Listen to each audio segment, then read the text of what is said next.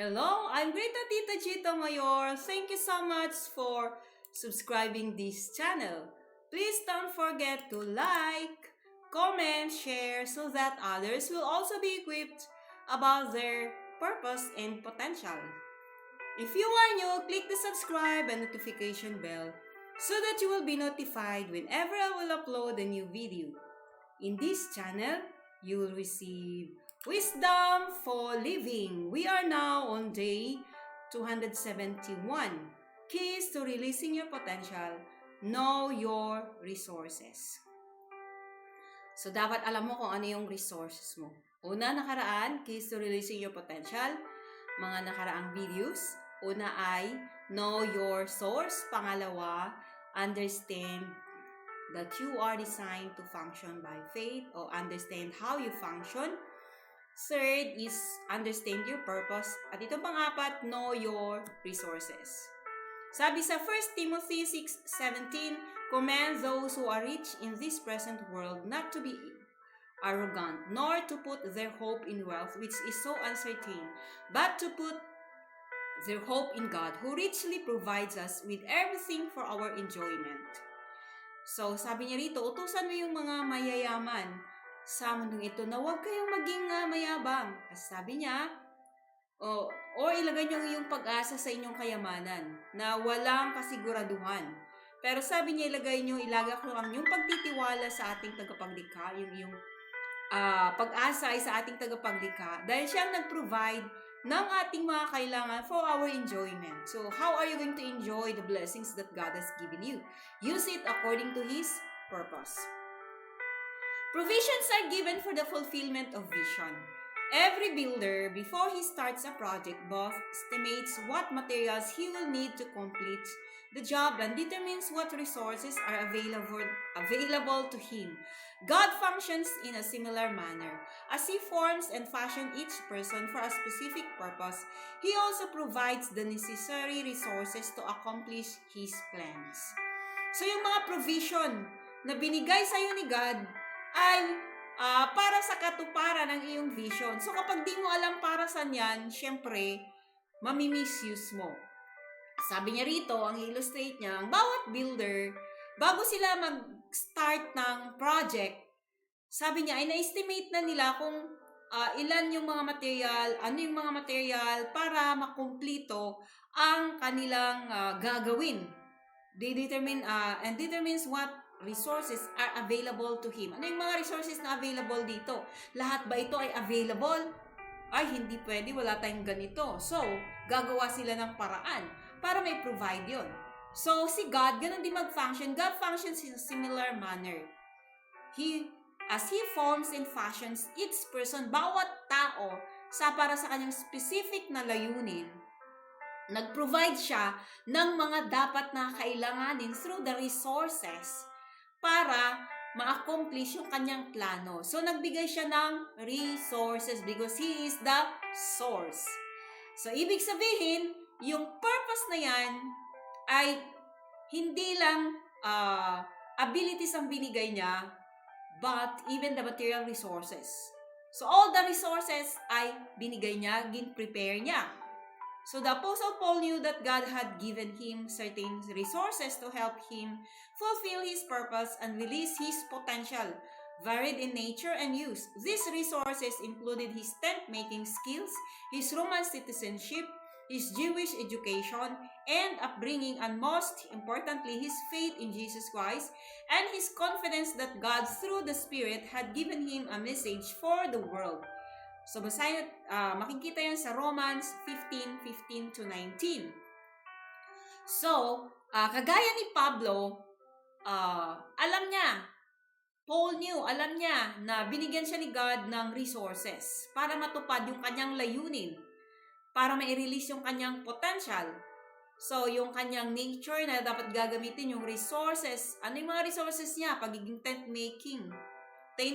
tent maker yung kanyang skill. So, bawat isa sa atin, anuman ang iyong profession, ay binigayan ni Lord sa'yo na resources para ma-fulfill mo ang iyong layunin sa buhay. For example, ang iyong job ngayon ay walang kinalaman sa iyong passion. Provide na yan para yung pera mo dyan o resources mo dyan ay magamit mo to enhance the skill that you have, to refine the gift that you have. Yung ang ating Filipino citizen ay hindi aksidente o whatever citizenship you have, that's not an accident. Yung kanyang education, anong natapusan, may natapusan o wala, yung ating family background, yung ating upbringing, ibig sabihin, all those experiences na ating na-encounter, those are all resources for us to fulfill the purpose why God created us. So not just the abilities, the potential, the material things, but even our upbringing, our education, our place wherever you are. So, God provided all those things, even the training that we have, the faith that we have, that we possess. Mahalaga yan para matupad natin yung ating layunin sa buhay. Bakit niya tayo nilikha? Hindi mo sasabihin, ako ang pinaka-matindi yung pananampalataya. Ako yung may pinakamagandang ministry. Ako yung may pinaka-powerful, pinakamalaki, pinaka-mega na church. Kaya, dito kayo. Now, those things were given by God for you to fulfill your purpose. So, remember, hindi mo pwedeng ipagyabang anumang mayroon ka dahil kailanganin mo yan para matupad ang layunin ni God sa buhay mo. Paul was careful, however, to view these resources only as tools given by God to accomplish His plans. Therefore, he always treated his resources as being less important than the one who gave them. His education and upbringing as a Jew, for example, had to be refined and redirected before Paul could use, not abuse them. So remember, si Pablo ay matalino, magaling, prominente sa kanilang lugar kasi mayroon silang dual citizenship. Siya ay Roman citizenship, may Roman citizenship at saka Jew, Israelite siya. So ibig sabihin, dalawa yon at hindi niya yon iniisip na mas lamang ako sa inyo kasi because the time under the Roman Empire, kapag ka Roman citizen ka, syempre iba yung tingin sa'yo. Mas mataas ka. Pero si Pablo, hindi niya tinitignan nyo na mas mataas siya kaysa sa iba. At sabi niya, is less important than the one who gave them. So, doon pa rin tayo sa source. Dahil siya nagbigay minsan, dahil sa pagpapala, naging mayabang ang isang tao, nagtitiwala siya doon sa kanyang galing o sa kanyang business o sa kanyang kita o sa kanyang trabaho. Di niya alam, si God ang nagbigay niyan na mas pinapaboran pa o pinaparangalan pa, mas tinataas pa. Now, remember, those are just resources. God is the source. So, wag nating pahalagahan yung ibang bagay to give less importance to our Creator. He is the source. Bawat isa sa atin. So, kapag alam natin para saan yung layunin, yung blessing mayroon ka, yung galing na mayroon ka, yung education na natapos mo, yung finance na mayroon ka, pag alam mo kung para saan yan, hindi mo yan ma-abuse.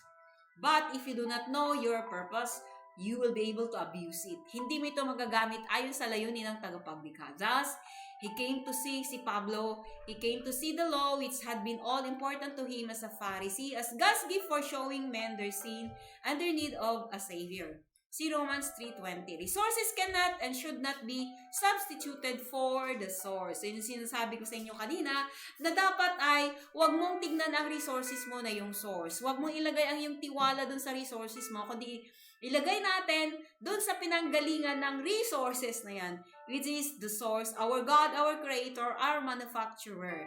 He is the one who provides those resources. Therefore, siya pa rin yung ating bibigyan ng halaga, mas pinakamahalaga, kaysa dun sa resources na pinanggalingan, provide niya para matupad yung ating layunin sa buhay. At dapat ay malaman natin kung para saan yan, para hindi natin ma-abuse at maparangalan natin yung ating tagapaglikha.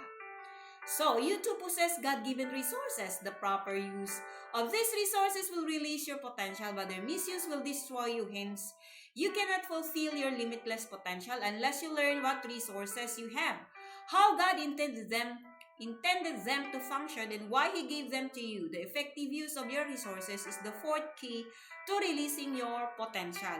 So, kung si Pablo at si Pedro ay na-provide lahat ng kanilang mga resources na nagbigay ng ating source, ay binigay ng source, which is God, the Creator, tayo meron din. We also possess those resources.